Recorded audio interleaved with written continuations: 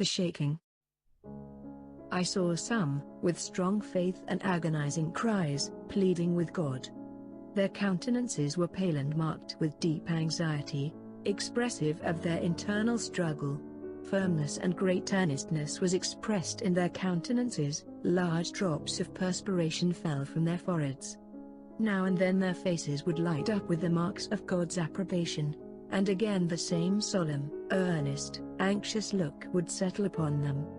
Evil angels crowded around, pressing darkness upon them to shut out Jesus from their view, that their eyes might be drawn to the darkness that surrounded them, and thus they be led to distrust God and murmur against Him.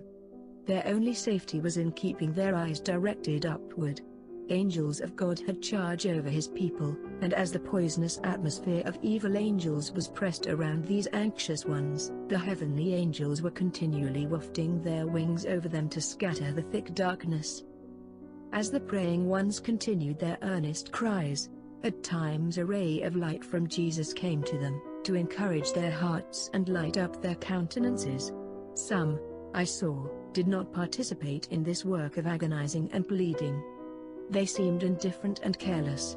They were not resisting the darkness around them, and it shut them in like a thick cloud. The angels of God left these and went to the aid of the earnest, praying ones. I saw angels of God hasten to the assistance of all who were struggling with all their power to resist the evil angels and trying to help themselves by calling upon God with perseverance.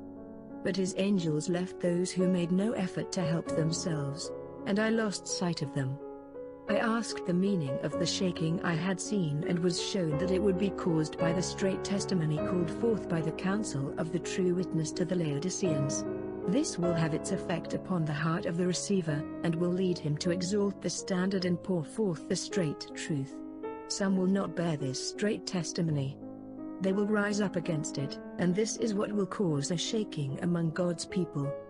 I saw that the testimony of the true witness has not been half heeded.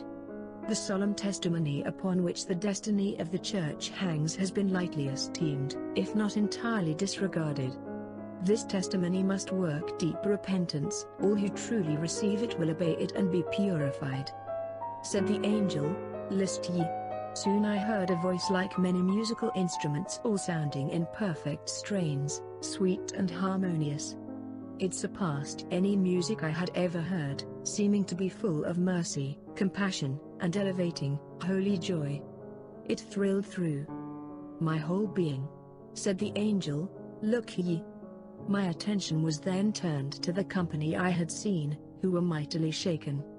I was shown those whom I had before seen weeping and praying in agony of spirit. The company of guardian angels around them had been doubled, and they were clothed with an armor from their head to their feet. They moved in exact order, like a company of soldiers. Their countenances expressed the severe conflict which they had endured, the agonizing struggle they had passed through. Yet their features, marked with severe internal anguish, now shone with the light and glory of heaven. They had obtained the victory, and it called forth from them the deepest gratitude and holy, sacred joy. The numbers of this company had lessened. Some had been shaken out and left by the way.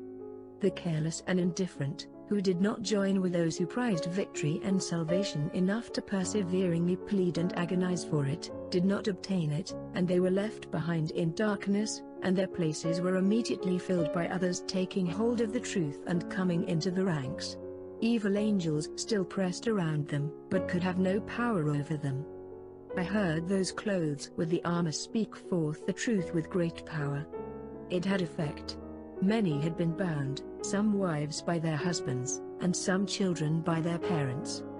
The honest who had been prevented from hearing the truth now eagerly laid hold upon it.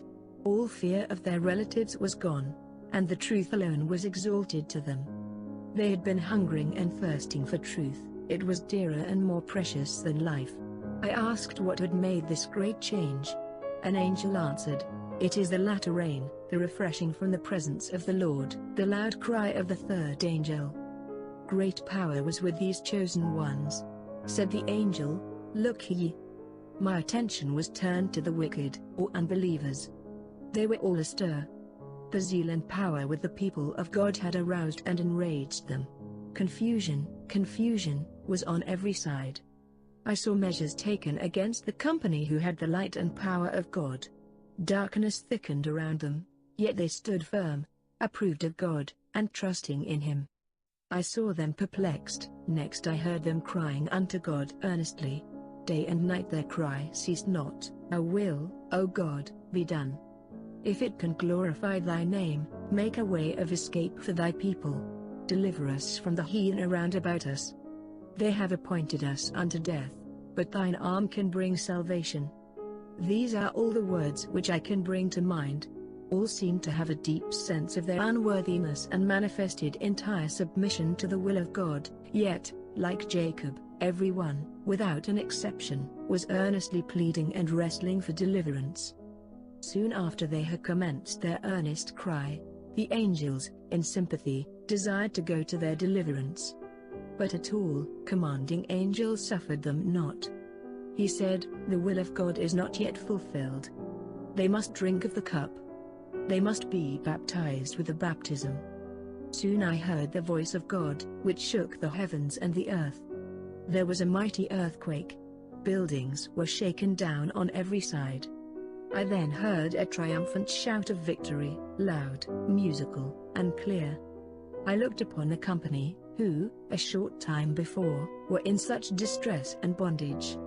Their captivity was turned. A glorious light shone upon them.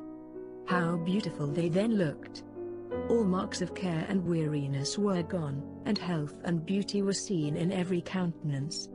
Their enemies, the heathen around them, fell like dead men. They could not endure the light that shone upon the delivered, holy ones.